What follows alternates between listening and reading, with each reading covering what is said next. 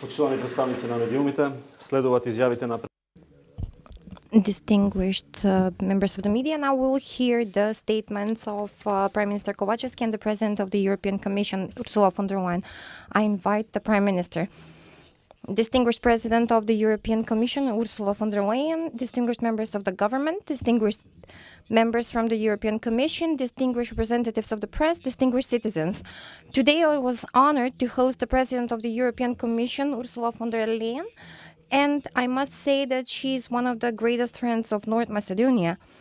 Dear Ursula, welcome to Skopje. I highly appreciate that your 4 days visit to the region starts here. Whenever President von der Leyen comes here, she comes with concrete steps and plans for approximation of the country and the region to the European Union. She was here last year in October when we signed the Frontex agreement, the first one between the European Commission and North Macedonia in Macedonian language, which is already in practice. Today she comes with concrete growth plan, which for the Western Balkans, which we discussed in our meeting, and which will enable the citizens and the companies to feel the same benefits that the citizens of the European Union have even before full membership.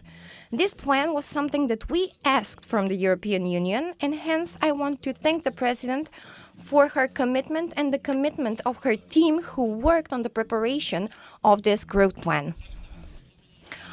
I would like to personally thank you for listening our needs and the needs of the region, and of course, I highly appreciate your personal leadership shown on this issue. This plan will give a new, strong stimulus to the Euro integration process. We know that this is a process that consists of two paths, one political and the other one an economic one. We must not forget that the European Union lies on both political and economic cooperation between the member states. After we complete the process, which depends on the European Union, but most of all on us, on the Western Balkan countries, we will double the scope of economy in the region and in the country by increased economic cooperation. Only by setting and reinforcing the single regional market, our economies are expected to grow about 10%. And by opening the door to the single European market, as foreseen in this plan, the opportunities are enormous.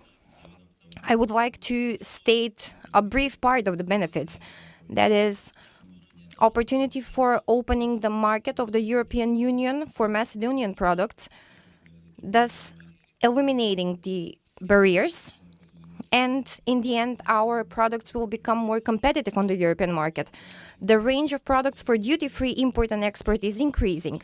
The waiting time at the borders is shortened, transportation costs are reduced, and smooth movement of services in the area of e-commerce is enabled. The qualifications of professionals are recognized and the quality of education increases. We have already signed agreements within the framework of the Berlin process, which covered 7 professions, but this will only deepen and expand, and new opportunities and access to education under European conditions and standards will be opened. Costs for non-cash cross-border payments are reduced. Road traffic is being liberalized. Additional opportunities for participation in the energy transformation processes of Europe are opening up. We aspire to be an energy-independent country with immense potential for investment in renewable energy. We have already set the country on that path, and we are working to become the green energy hub of Europe. Now we will have the opportunity to be active actors in the energy transition of Europe, having in mind that we are already part of the European energy community. We will be able to truly rely on our European friends in terms of energy, but also together with all other EU countries to decide on the energy future of Europe, because we are part of it. And let us not forget, roaming prices are reduced for calls and messages. That will be the following step, not only for data transfer as it was so far. The countries from the Western Balkan already use that benefit among ourselves, and it is already clear how important it is for the companies and the citizens. All these benefits go hand in hand with the reform processes that are ahead of us, for which we have the political will and knowledge and capacity to fulfill them. We take concrete actions, open doors to us based on merit This is done by our experts employed in our ministries, and we're commended for it by the European Commission. We undertook concrete actions, we opened the doors based on merit, and we stepped forward on the European integration path. In the same way, we also plan to work with the aim of maximum utilization of the funds that will be available through this plan. 2 billion euros are planned in grants that will attract 4 billion euros in loans for strategic projects that will improve the life of the citizens and the operation of the companies, but also the infrastructure for connectivity between the Western Balkans. It is an indisputable fact that European integrations are particularly important for the economic development of the country because they provide access to funds. From our independence until today, the financial support of the EU is estimated at over 3.3 billion euros grants and macrofinancial support. Currently, there are several current lines of funds. Here, I must also mention the almost complete utilization of EPART 2, which increased the package for EPART 3 to 97 million euros, which our citizens and our companies have been utilizing, and we are the first one in doing so. We should also mention the funds planned through the EPA 3 instrument, but also funds available to us through the Investment Fund for the Western Balkans, in which 9 billion euros are projected for investments until 2027, which should attract additional 20 billion euros for favorable loans from the international financial institutions. Here, I mean the large infrastructural projects for railway connectivity of the corridors with the neighboring countries, the gas connectivity with Greece to the new LNG terminals, and other infrastructural projects. These funds, as I said, are intended for large infrastructural projects, and they are a real stake in our future as well as the region. This confirms that our European integration as a government brings results both for the country, for the companies and the citizens. Due to the stable security environment after NATO membership, investors already recognize our country as a good destination. Foreign direct investments in 2022 amounted to almost 754 million euros, double more than 2016. Investments in TIDZ as of 2023 amount to 2 billion euros compared to 6 million euros in 2016. This is an indication that the European way is the right way. With EU membership, the results will be even better. This is also shown by the analysis for the countries, but also the experiences of the countries before and after joining the EU. In terms of FDIs, they increased by 28% on average in the first 5 years of the membership in the Union. The Czech Republic, out of 5.5 billion, today has about $8 billion in euros in investments. Out of 5.4 billion, Romania has 7 billion in foreign FDIs annually. Malta, from 400 million a year when it was not a member of the EU, 5 years after the membership, has 21 billion euros in foreign direct investments. At the same time, the analysis showed that the funds from the European funds are 11 times larger for a member state than the funds available for the candidate countries. This is exactly why I say that the growth plan comes at the right moment, and it brings, above all, an opportunity for economic development and ultimately for a better standard of living of the citizens. Other politicians talked about this in our country, even former presidents, and of course, it is something good, but now we are speaking of concrete realization and start of activities. In that regard, the European future, the European way of life is the desire of the citizens. This is as true today as it was in 1991 and in 2016. After more than a decade of stagnation and active and systematic regression of all democratic processes that brought the country to the status of a captive state, today, only 6 years later, we are a NATO member state, with negotiations with the EU started. And only a year and a half ago, a great deal of the citizens, and I would say even member states of the EU, wondered whether North Macedonia can start negotiations and whether it can have a negotiation framework. We showed that yes, it can be done. And after 17 years, North Macedonia can start negotiations with the EU. We have a government that is transparent and accountable. and it enabled the country to be in the 38th place in terms of media freedom and freedom of expression compared to the 118th place in 2016. A country in which social justice is a basic principle that works and which results in a higher minimum, 100% higher minimum wage, 40% higher pensions in just a few years, an average salary that is already over 600 euros, something that until a few years ago was practically unthinkable. Of course, we have still a lot of work to do. We are aware of that, but I often say with demanding work, there is no goal that cannot be reached. I believe that this country and our citizens can do much more and better, that they will do everything for the European future of today's and future generations. And that is why I am confident that the EU membership by 2030 is an ambitious but attainable goal. North Macedonia needs integration, not isolation, as we've seen in the past. The road to the EU is not easy, but it must be taken. Because at the end of that road is the big prize, and that is full-fledged membership into the EU, membership in a union of the most developed, richest countries with economic prosperity, social justice, and rule of democracy and law.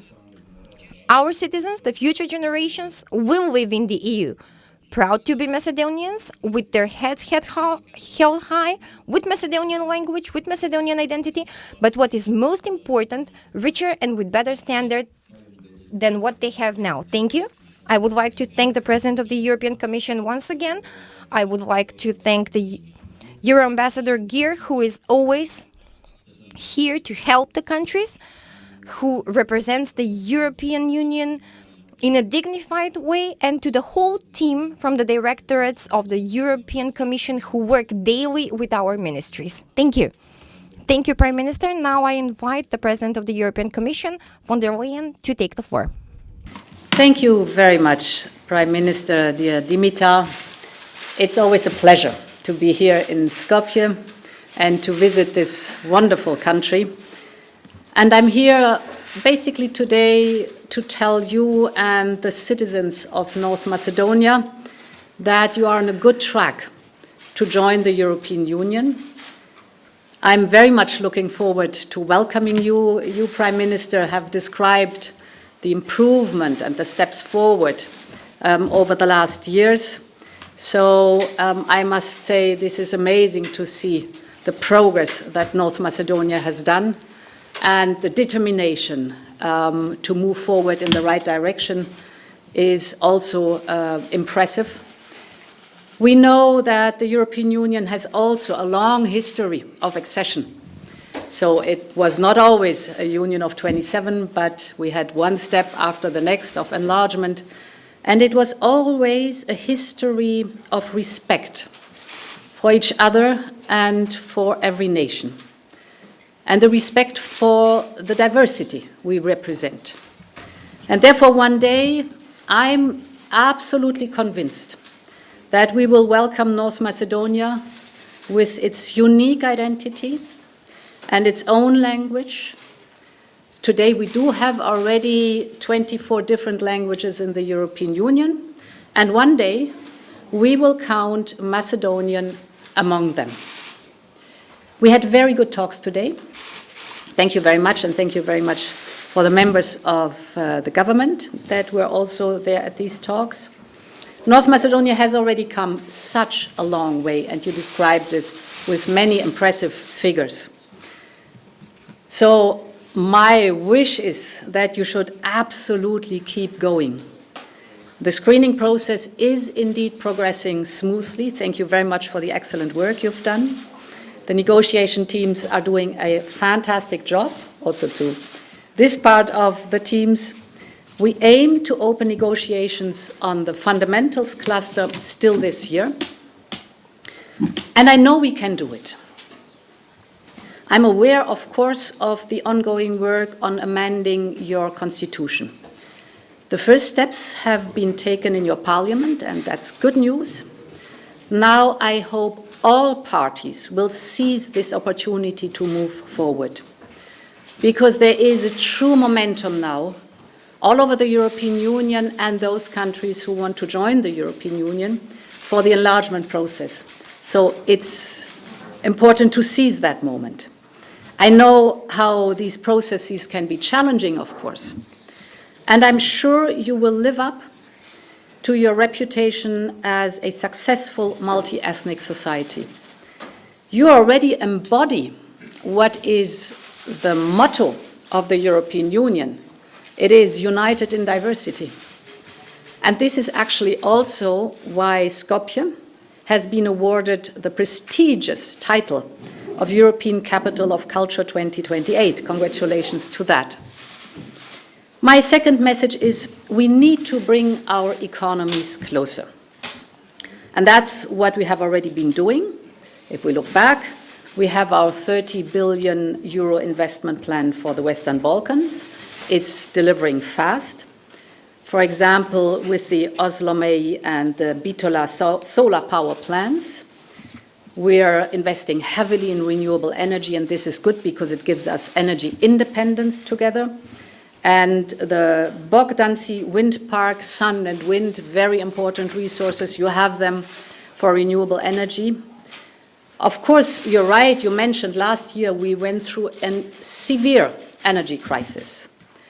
But we stood together, and we have moved mountains. We supported you with 80 million euros to cushion the impact of high energy prices on households and businesses. We worked hard together to secure the energy that was needed throughout the winter, and we were successful. Prices have come down. We are still working on lowering them further. Those have been testing times, but important is we overcame them together. And this was the fact in the past, but we also discussed energy today. So also for the future, whatever the challenge is in energy, let's face them together and let's overcome them together. We are ready to start dispersing the 100 million euro in macrofinancial assistance that we announced. But as I said, we need to do more. We need to bring our economies closer. If you look at the figures, very successful development, but your economy is at 42% of average income in the European Union. So what we aim to do together is to double your economy within the next decade. And this is the reason why we present the new growth plan for the Western Balkans. You have described it. Indeed, there are more or less 4 important steps. The first is we give your companies access to key parts of the European single market. We basically open the doors to the European single market in 7 different important sectors. The second pillar is we ask you also to open your common regional market in the Western Balkans for your neighbors, and to complete this common regional market, because the potential of the common regional market in the Western Balkans is huge. The common regional market could, if we complete it, increase the GDP of the Western Balkans by 10%. So it's a huge opportunity to move forward. Now, the third pillar is, if we want to open the doors for the single market and complete the common regional market of the Western Balkans, this needs positive reforms, for example, for the business environment. And reforms for North Macedonia could, for example, include an efficient public administration, sound public finances, an improved business environment. And it is crucial as well to carry on with the reforms for the independence of the judiciary and to fight corruption. These are all reforms to be done to have a level playing field with the European single market and the Western Balkan common regional market. As reforms are never easy, these reforms, and that's the 4th pillar, will come with investment. And indeed, we have proposed a 6 billion package for our Western Balkan partners. So it's reform and investment. Why are we proposing this? Because we made a very good experience with this principle in the European Union. We have an investment plans for our members that is called Next Generation EU. We put it in place after the pandemic, and it works the same way, reforms and investment, and it is working excellently. So we thought, why not open this principle also for our friends in the Western Balkans? The growth plan will boost your economy.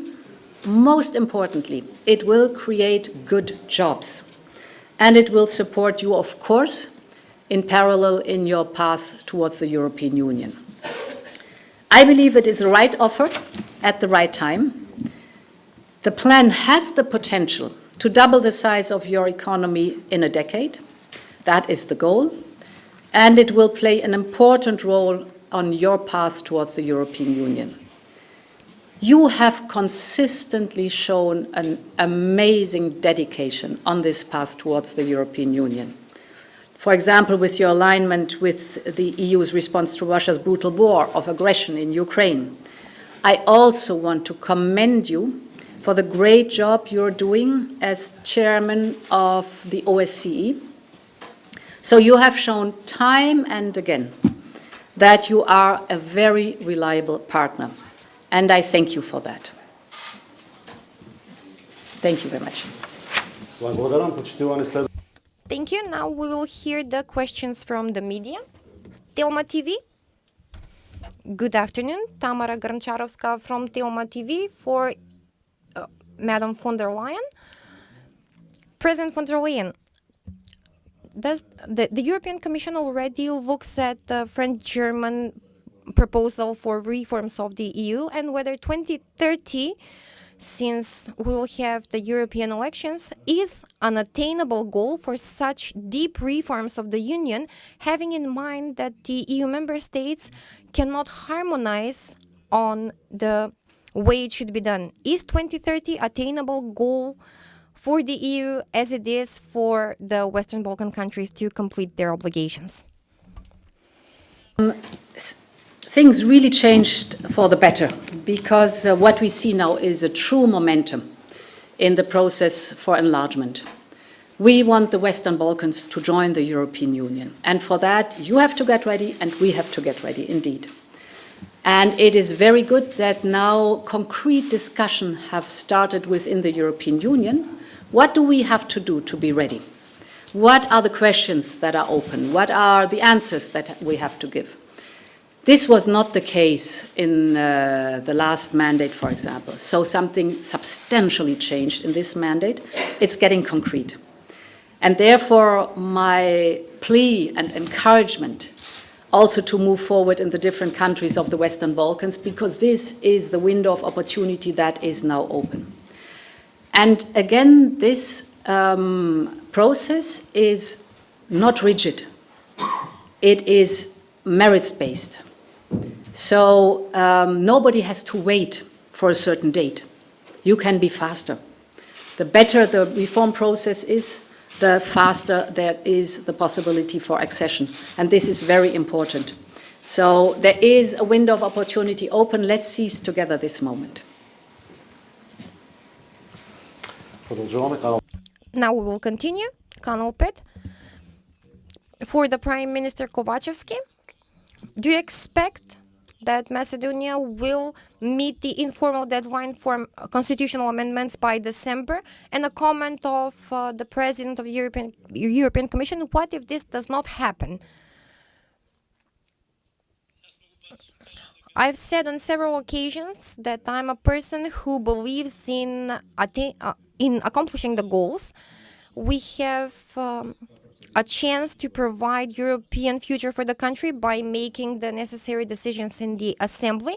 And I hope that those who in the history have shown that they're opposing to the Euro-Atlantic integrations of the country will finally, for the first time in their political existence, that they are in favor of European future for the country. Why am I saying this now? Because, as the President said, now this is an open window of opportunities for accession to the EU, because if a few years ago this topic was not discussed, was not part of a broad consensus of the member states, now at this moment all member states are saying that there should be enlargement. And if you look at the map of Europe, in practice, this means unification of Europe, because the Western Balkans, on all its borders, have EU member states as neighbors. We have 50% harmonization of the EU legislation. We have institutions that are fully harmonized with the European Union. Our economic system is on the level of performances that enable macro-financial support of the EU. And if it was not so, we would not have discussed this now. And that is why I believe that everyone should be accountable, should be responsible before the future generations. We should not calculate on these matters. We should not gain political rating. We should not play with the emotions of the citizens, because it will only mean repetition of the bad movie we've seen for 11 years in the country. When we had regress of multi-ethnic relations in North Macedonia, at that time Macedonia, regression in the relations with the neighbors, and when we did not move for a single millimeter in NATO integration and EU integration, we did not have any progress at that time. And that is why I say that the bad experiences from the history should not be repeated. I will continue with the partners from the coalition, with the leaders in the coalition, to work to make the dream for European Macedonia true by 2030. North Macedonia is a sovereign country that makes its own choices. So the choice is on you. And therefore, I deeply hope that all parties will seize that moment and support the constitutional changes, because it is your future, it is your choice, and all parties have a responsibility for the future of North Macedonia. We want North Macedonia as member of the European Union. And I hope that, therefore, the move forward is a good one, supported by a broad majority.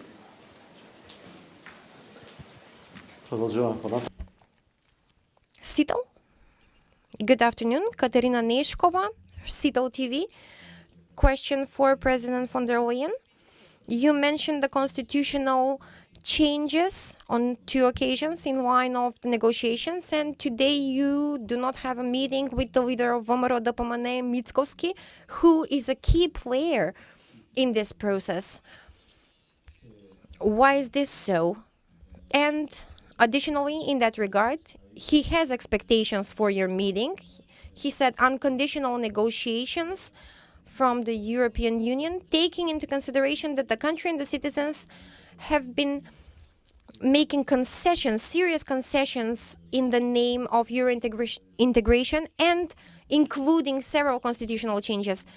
Is it possible to have unconditional negotiations and for the constitutional changes to happen in future, and when? The constitutional changes are a necessary step on the path of accession to the European Union. And it is amazing, again, what North Macedonia has already achieved. Therefore, I very much wish that North Macedonia is moving forward as it did, with determination, with passion, and with big success on the accession path. It is absolutely usual that wherever I am, I meet the head of state and government, depending on how the constitution is. So this is the case in my Western Balkan trip here, but this is the case in every trip, whether it's abroad or, for example, also in the European Union. When I visit member states, there is the rule that I meet with the head of state or government. И последно прашање. And the last question, TV21, Zekiri Hadjiu. Question for the Prime Minister. Prime Minister, regarding the UNGA resolution for urgent truce in Israel and Gaza, our country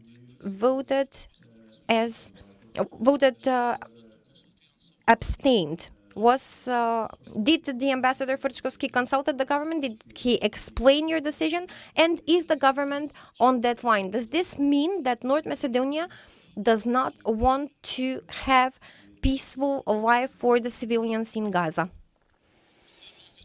North Macedonia supports the humanitarian aspect of the Jordan resolution and respect for the law of the respect for the humanitarian law and necessary access to electricity, water, and medicines. On the other hand, a great weakness of this resolution is the not mentioning of the terrorist act from Hamas on October the 7th, which we condemned most gravely, as well as the right of Israel to defend itself. And that is why we voted in favor of the Canadian amendment of the resolution. The decision was not an easy one. We decided to vote abstained because the resolution, on one hand, addresses the humanitarian issues, and we agree with that part, and we support that part. But the lack of mentioning what Hamas did on October the 7th does not leave space for another approach in terms of voting. In any case, activities should continue of the international community for providing long-term peace and stability in the Middle East. At the same time, I invite you to look at the voting about the final resolution and the Canadian amendment that was submitted for the resolution to be complete, but it was not accepted before the final voting on the resolution. And that is why a great deal of countries did what our country did. Ambassador Kovachevski, of course, consulted the Ministry of Foreign Affairs, and the Ministry of Foreign Affairs is part of the Macedonian government. And yes, this is our view, and I see it clearly. Thank you. Now, this is the end of the press conference. Thank you for your attention.